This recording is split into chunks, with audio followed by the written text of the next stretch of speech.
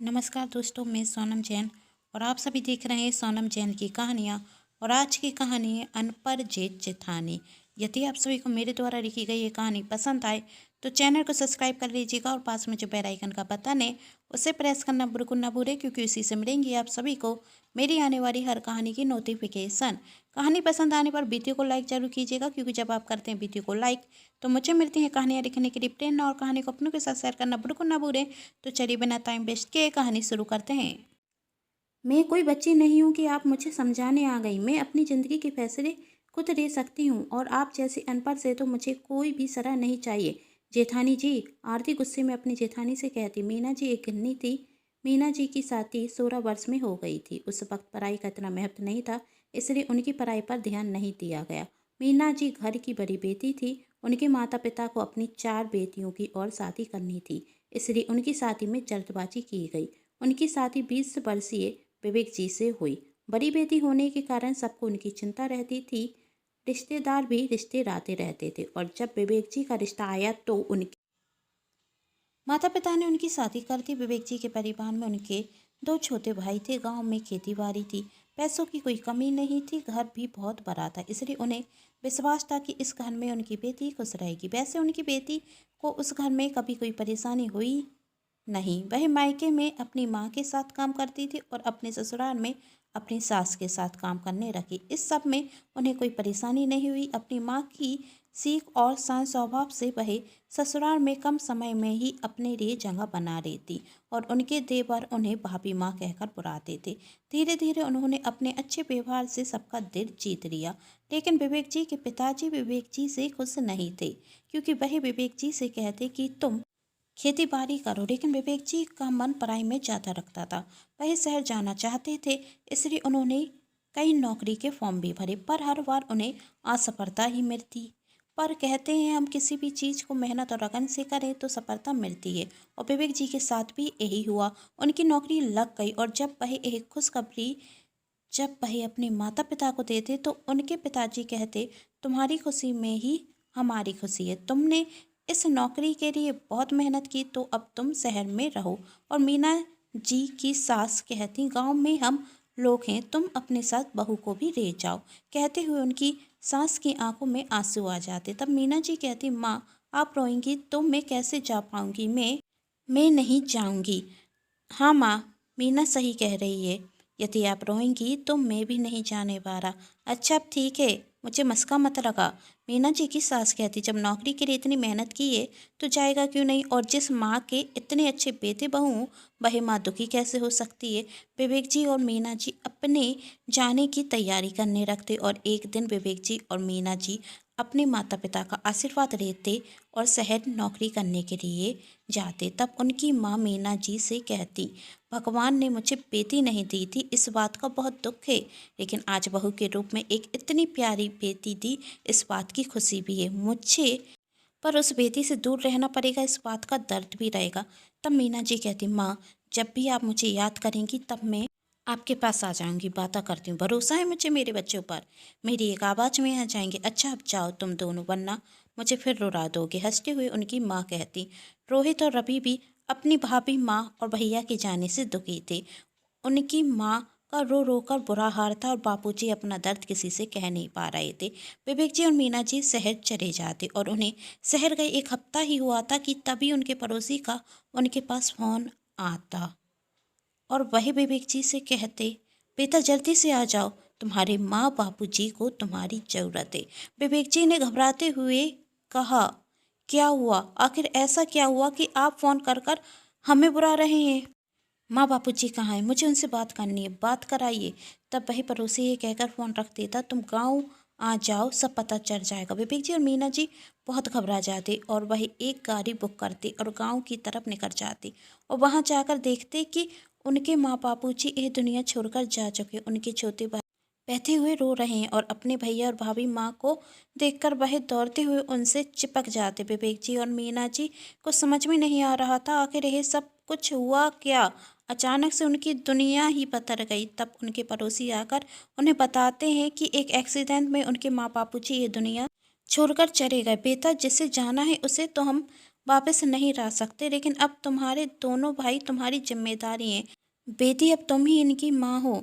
मीना जी के माता पिता ने कहा। विवेक जी और मीना जी के पैरों तले जमीन खिसक गई थी। वह दोनों एक दूसरे को देखते, अपने माँ बापू जी की तरफ देखते, छोटे भाइयों की तरफ देखते। उन्हें कुछ भी समझ में नहीं आ रहा था, ऐसा कैसे हो गया। अभी तक वह इस सच को स्वीकार नहीं कर पा रहे थे, पर सच तो स्वीकार करना ही था। माँ बापू जी के जाने के बाद मीना जी कहती हैं, रवि भैया, रोहित भैया मुझे अपनी माँ कहते हैं, भाभी माँ कहते हैं, और माँ बाबूजी के जाने के बाद मैं उन्हें छोड़कर नहीं जा सकती। हम अपने बच्चों को छोड़कर नहीं जा सकते। विनीत जी कहते, सच कहा तुमने, हम अपने बच्चों को छोड़कर नहीं जा सकते। अब रवि और रोहित मेरे बच्चे हैं और मैं इनका ख्याल एक पिता की तरह रखूँगा। मीना जी कहती, और मैं तो उनकी भाभी माँ हूँ ही, इनका ख्याल बिल्कुल माँ की तरह रखूँगी। विनीत और मीना गांव में ही रुक जाते। विनीत नौकरी छोड़कर गांव में रुक जाता है और गांव में खेती करने लगता है। मीना घर पर दोनों देवरों को अपने बेटे की तरह पाल रही थी। उनके खाने पीने रहने का मीना बहुत अच्छे से ध्यान रखती है, उनकी छोटी से छोटी इच्छा पूरी करती। वही जो कहते विनीत उन्हें रहकर देता। विनीत कमी होने नहीं देना चाहता था। बड़े भाई के साथ साथ वह पिता होने का फर्ज भी बहुत अच्छे से निभा रहे थे। रवि और रोहित तो पहले से ही मीना से भाभी माँ कहते थे। दोनों भाई और भाभी के साथ माँ और बापूजी का फर्ज अच्छे से निभाते। धीरे धीरे समय निकलता गया। इस बात को 5 वर्ष हो गए थे और मीना जी की कोख अभी तक हरी नहीं हुई। डॉक्टरों ने बताया कि मीना जी कभी माँ नहीं बन सकती हैं। तब मीना जी ने कहा, जब भगवान ने मुझे रवि और रोहित के रूप में पहले से ही 2 बच्चे दे दिए तो मुझे तो इनका ही अच्छे से ख्याल रखना है। ये हमारे बच्चे हैं। तब विनीत मीना से कहता है, सौतेली माँ भी बच्चों से प्यार नहीं करती और तुम भाभी होकर अपने देवरों को अपने बच्चों की तरह ध्यान रखती हो, उन पर अपनी ममता रुताती हो। समय निकला और आज रवि और रोहित ने अच्छे नंबरों से अपनी कक्षा में पास हो गए। जहां रवि ने तौहीद अच्छे नंबरों से पास की, वहीं रोहित भी 10वीं पास कर चुका था। अपना रिजल्ट देखकर रवि दौड़ते हुए घर आता, भैया, भाभी माँ, मैं तौहीद में अच्छे नंबरों से पास हो गया। यह देख विनीत और मीना दोनों ही बहुत खुश होते और विनीत कहता, अब आगे क्या करना है। तब रवि कहता, भैया मैं शहर पढ़ने जाना चाहता हूँ। तो इतना घबरा कर क्यों कह रहा है, खुश होकर कहो। पर भैया पैसे, विनीत कहते, मेरे होते हुए तुझे पैसों की क्या चिंता, तू तो बस मन लगाकर पढ़ाई कर और एक अच्छी नौकरी करने रख। तभी वहाँ रोहित आकर कहता, भैया मेरे भी 10वीं में अच्छे नंबर आए हैं। तभी मीना रसोई घर में जाती और मिठाई लेकर आती और कहती, मेरे दोनों बेटे अच्छे नंबरों से पास हुए तो दोनों को मिठाई तो खिलाऊंगी। रवि शहर अपनी आगे की पढ़ाई करने के लिए चला जाता और रोहित अपनी आगे की पढ़ाई गांव से ही करता। भी पढ़ाई मन लगाकर करता और अपनी हर परीक्षा अच्छे नंबर से पास होता गया और उसकी नौकरी लग गई। रोहित भी अपनी आगे की पढ़ाई करने लिए दूसरे शहर चला जाता। रवि की नौकरी लगने के बाद उसकी साथी आरती नाम की लड़की से हो जाती है, जो रवि की कंपनी में उसके साथ नौकरी करती थी। उनकी शादी को 2 महीने ही हुए थे कि उनकी ज़िंदगी में एक बहुत बड़ी खुशी आती। रवि को पता चलता है कि वह पिता बनने वाला है और जब आरती एक खुशखबरी रवि को बताती तो वह आरती से कहता, तुमने मुझे बहुत बड़ी खुशी दी है, मैं अभी भैया भाभी माँ को बताता हूँ। और वह फ़ोन कर कर अपने भैया और भाभी माँ को बता देता। और रवि आरती से कहता, मैं अपने बच्चों का बहुत अच्छे से ख्याल रखूँगा। यदि लड़की हुई तो उसका नाम मुस्कान रखूँगा और लड़का हुआ तो उसका नाम बंस रखूँगा। भैया भाभी के पहले नाम के अक्षर से ही मैं अपने बच्चों के नाम रखूँगा। तुमने मुझे बहुत बड़ी खुशी दी है। रवि बोलता जा रहा था, तभी आरती कहती, आपसे कुछ ज़रूरी बात करना चाहती हूँ। तब रवि कहता, हाँ बोलो, मैं कब से बोलता जा रहा हूँ, तुम भी तो माँ बनने वाली हो, तुम्हारे भी तो कुछ सपने होंगे, बोलो क्या कहना है। तब आरती कहती, मैंने बहुत सोचने के बाद यह फैसला लिया है कि मैं इस बच्चे को जन्म नहीं दूंगी। रवि कहता, क्या कह रही हो तुम, होश में तो हो। आरती कहती है, होश में हूँ, इसलिए ही कह रही हूँ। यदि अभी मैंने इस बच्चे को जन्म दिया तो वह मेरे सारे सपने रखे रह जाएंगे। बच्चा होने के बाद मैं किसी भी चीज़ पर ध्यान नहीं दे पाऊंगी और मुझे मेरी नौकरी तक छोड़नी होगी। मैंने अभी अभी नौकरी करना शुरू किया। मैंने इतनी पढ़ाई नौकरी के लिए की है, नौकरी मिल गई तो मैं एक बच्चे के कारण अपनी नौकरी नहीं छोड़ सकती। तब रवि कहता तो तुम माँ बनना नहीं चाहती? तब आरती कहती माँ बनूंगी पर सही वक्त आने पर। अभी हमारी शादी को सिर्फ 2 महीने हुए हैं और आज के टाइम में कौन इतनी जल्दी बच्चे पैदा करता है। हम माँ बाप बनने की सोचेंगे 4-5 साल बाद, जब तक हमारे पास खुद का घर होगा, गाड़ी होगी।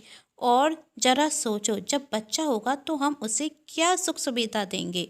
अभी तो तुम्हारी सैलरी भी कम है और मेरी भी इतनी इनकम नहीं है।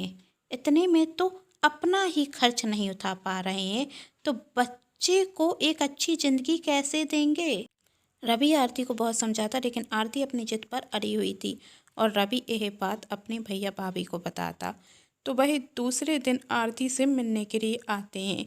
और रवि की भाभी आरती से कहती देखो आरती, भगवान तुम्हें बहुत बड़ी खुशी दे रहे हैं, तो उनकी इस खुशी को ठुकराओ मत।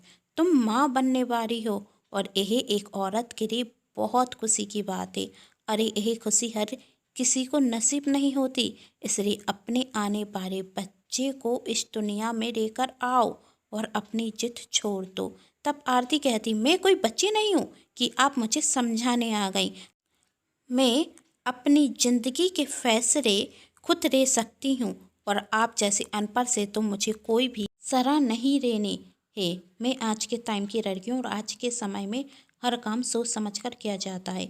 तो क्या हुआ, कुछ वक्त बाद मैं माँ बनूंगी। और हाँ, एक बात याद रखना, जब कोई आपसे सलाह मांग नहीं रहा है तो दीजिएगा मत। लेकिन आप जैसी गंवार इस बात को कैसे समझेंगी? खुद तो पढ़ी लिखी हैं ही नहीं, तो क्या जानोगी नौकरी करना? जानती भी हो इस नौकरी पाने के लिए मैंने कितने मेहनत की और मैं इस नौकरी को नहीं छोड़ सकती। तभी रवि वहाँ आता और कहता तुम कैसे बातें कर रही हो। तब आरती कहती है आप इतनी सी बात को क्यों बढ़ा रहे हो? मैंने कब कहा कि मैं माँ नहीं बनूंगी, बस कुछ वक्त बाद। और इन जैसे गवारों को यहाँ पर क्यों बुलाया आपने? तब रवि कहता बस बहुत सुन ली मैंने तुम्हारी फालतू की बातें। यदि तुमने मेरे भैया और भाभी माँ से एक भी शब्द कहा तो अच्छा नहीं होगा। आरती कुछ कहती उसके पहले ही वहाँ रोहित आ जाता और कहता सच कहा भाभी जी आपने, मेरी भाभी माँ और भैया गंवार ही हैं, इसलिए वह नौकरी छोड़कर हमारे पास गांव आ गए। हमारे माँ बापूजी हमें छोड़कर चले गए थे और हमारी देखभाल के लिए कोई नहीं था। उस वक्त हमें किसी की ज़रूरत थी और हमारे भैया और भाभी माँ हमारे पास गांव आए। यह काम कोई गवार ही कर सकता है। पढ़े लिखे लोग तो बहुत समझदार होते हैं ना, वह तो फ़ायदा देखकर ही काम करते हैं और अनपढ़ में इतनी समझ कहाँ होती है कि वह यह हिसाब लगा सकें किस में फ़ायदा है और किस में नुकसान है। वह तो सिर्फ अपने प्यार की भाषा ही समझते हैं। वैसे बुरा मत मानना भाभी जी, आपकी माँ भी तो कम पढ़ी लिखी हैं, तो क्या आप उनसे भी इसी तरह बातें करती हैं?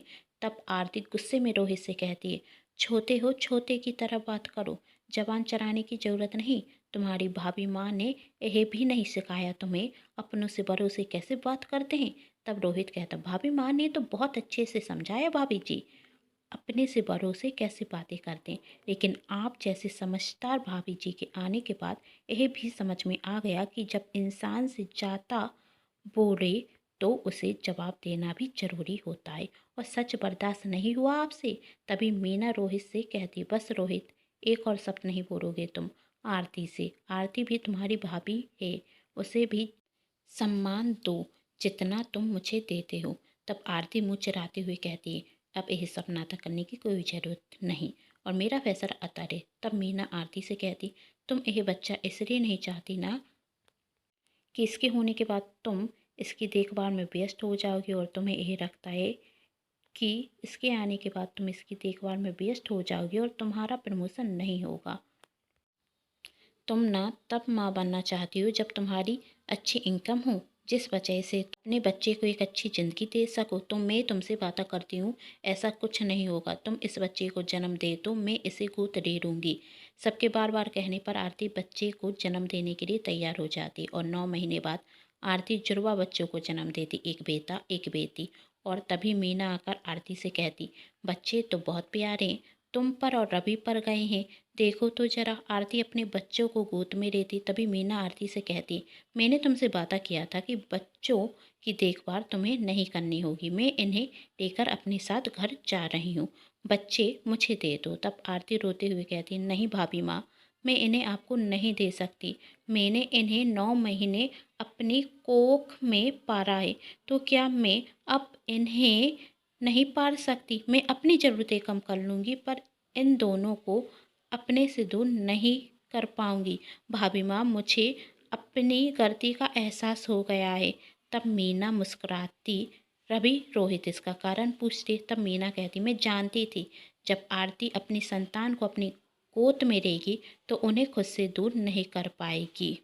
और आरती, एक बात याद रखो, तुम्हें इनके आने पर अपनी ज़रूरतों को कम करने की कोई ज़रूरत नहीं, क्योंकि हर एक व्यक्ति अपनी किस्मत खुद लेकर आता है। आरती को अपनी गलती का एहसास होता है और वह अपनी जेठानी से कहती, यदि उस दिन आप मुझे नहीं रोकती तो आज मैं जो खुशी पा रही हूँ मैं कभी नहीं पा पाती। सच कहा है किसी ने, एक औरत के लिए सबसे बड़ी खुशी माँ बनना होता है। अब सबके चेहरे पर मुस्कान थी। आप सभी को ये कहानी कैसी लगी नीचे कमेंट बॉक्स में बताइएगा, और आप सभी किस टॉपिक पर कहानी देखना चाहते हैं ये भी बताना नहीं भूलें। कहानी पसंद आने पर चैनल को सब्सक्राइब, वीडियो को लाइक एंड शेयर जरूर कीजिएगा। Thanks for watching.